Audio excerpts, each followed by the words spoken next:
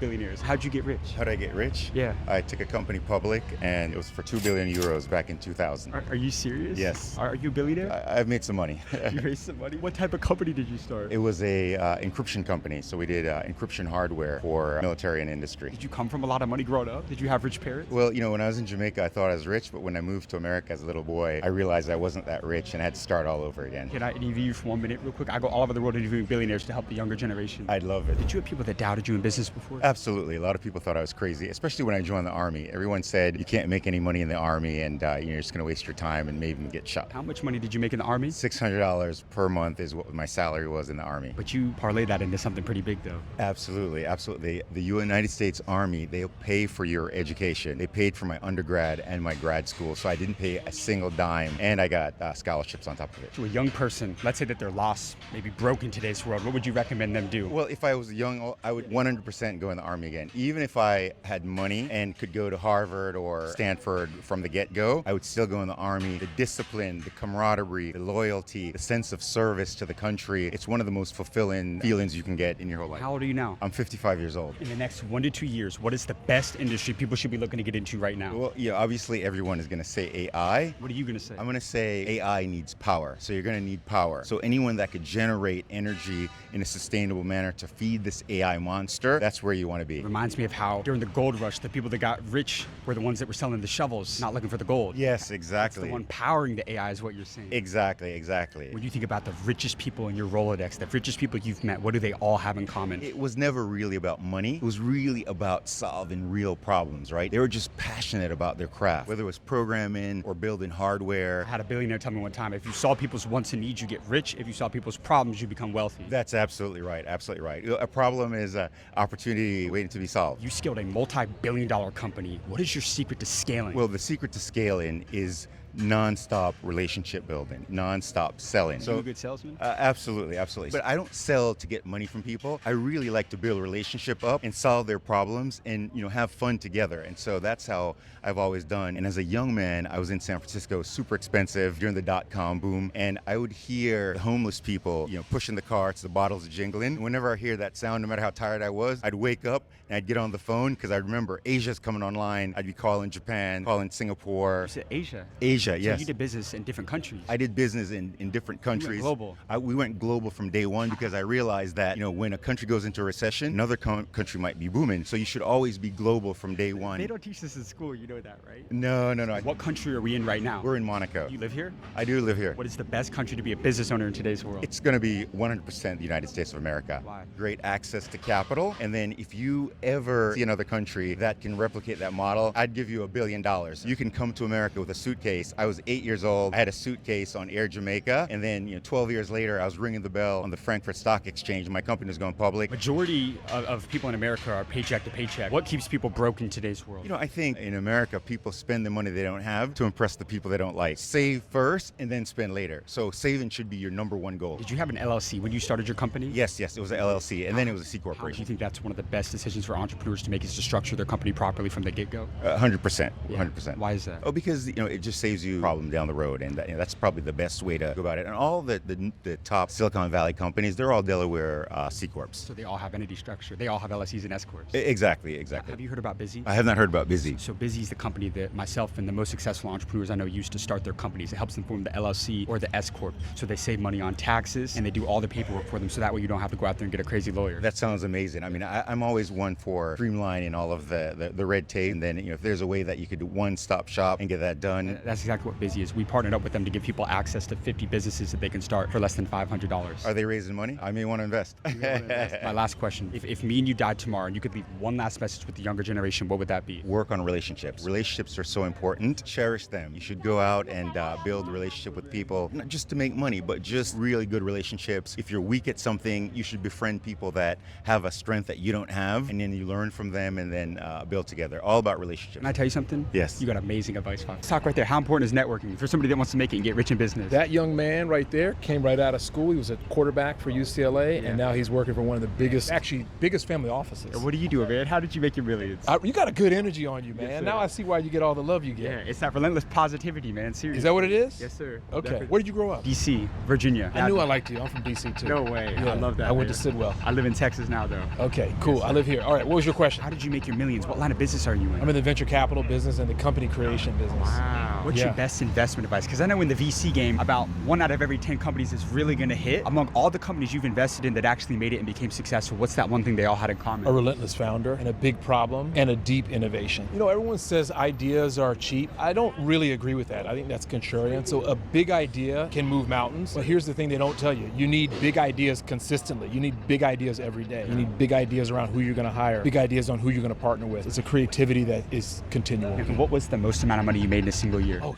man, I've seen guys that are making $100 million. Maybe the most I made in a single year is still probably a couple $1 million. It's amazing though, man. And how did you scale your income to multiple 7 figures? How did you scale out to 7-figure income? I think I'm still a work in process, man. I don't want to front like I'm done. I'm 54, but I still have a lot of jumping. You stay so young at 54 years old. Look like you're like 40, man. With all this gray, really? Yeah, you look like you're like 40, seriously. Have you prioritized your health while building companies at the same time? You know, my favorite word is alignment. It's literally my favorite word. So doing something you're really passionate about, working with people that you really love, that you would be hanging with regardless, focusing on a problem you would have solved or you would have wanted to solve, whether you could make money at it or not. That's my favorite. That's my way to live. Were you ever involved with any like product businesses? Yeah. You were? Yeah. Like what? What did you sell? Well, I started a company called MoviePass, so that was a product business. First unlimited subscription. I invested in a company called Ring, which is the first, camera doorbell. I have a company now called Pheno, which is the first connected smart toothbrush. Brush all your teeth in at one time. So you've owned a bunch of different businesses. Yeah. In the physical product business, have you ever used Shopify before? I have. Yeah. We've used Shopify for Pheno now. Is that a helpful platform? It is a helpful platform. Yeah. I wonder how it's going to, in this world of AI, I wonder what Shopify is going to look like in 5 years. I tell people all the time, the thing that I love about Shopify, they recently launched something called Sidekick, where it's like an AI store builder, where they will literally help build your store for you. And so that we don't need a huge team, you don't need a huge budget. So like Shopify has been one of the most game changer things that I've seen for a lot of young entrepreneurs in today's world. Yeah. My final question for you, you're 54 years old now. Yeah. If me and you died tomorrow and you had one more message to leave with the younger generation, what would that be? The best piece of advice is first you have to know yourself, then you have to love yourself, and then you have to be yourself. And it's much easier said than done. That last part especially, because there's so many situations where you want to try to be someone else to fit in, and that's not usually the right way to do it. And that ordering matters. Know yourself, love yourself, and be yourself. I love that right there. I never heard that one before. Yeah. That's a good one. Yeah. You got amazing advice, sir. Thank you for your time, man. 46? Yeah. And what line of business are you in? I'm in the money business. The money business? What do you mean? Private equity, investing in companies, loving it. So how many companies do you own today? Today, 84 plus companies and growing. And across all these companies, what was the most amount of money you made in a single year? A lot. A lot. Give me a range. I don't know. I have had one business that generated over $3 billion that I own personally. $3 billion? $3 billion. Now, I got all over the world interviewing billionaires to help the younger generation. Can I get a minute with you for the channel real quick? Sure. You have kids today? I do. I have 3 teenage boys, 18, 17, 15. Let me ask you this. If you could instill one financial principle into your kids before you leave this earth, what will that be? I always say to them, if you spend $1, you have to go make 2. So realize once you spend that $1, you've got to go make $2 to get the $1 back. Don't spend. Discipline yourself to stack it up and then focus on, as I tell them now, if you're not studying compounding and where interest is, the private equity game is so good. Right. You don't have to be a genius to be in private equity. Yes, you need some capital, but that's why you want to save. You built businesses doing over $3 billion a year. You're still building companies today. You own 80 companies now. Why still keep building businesses and making millions and billions of dollars? Like, why are you still... Business is fun. People are fun. I think at the end of the day, fulfillment is the number one deal. You are very fulfilled by what you do. You love it. You get a high off of talking to people, right? And you learn so much from it. So I think we made millions of dollars from it too. Exactly. You know? But it comes with loving what you do. You got to love what you do, and everyone will find what they love. They just have to be willing to turn over 1 million more rocks than most people. Most people that you and I grew up with, they just wouldn't even take the chance of turning over 5 rocks for fear of what their name may look like for trying 3 or 4 ventures and falling on their face. They're worried about what people think about them. It's the biggest mistake you can make in your early 20s. How did you overcome that?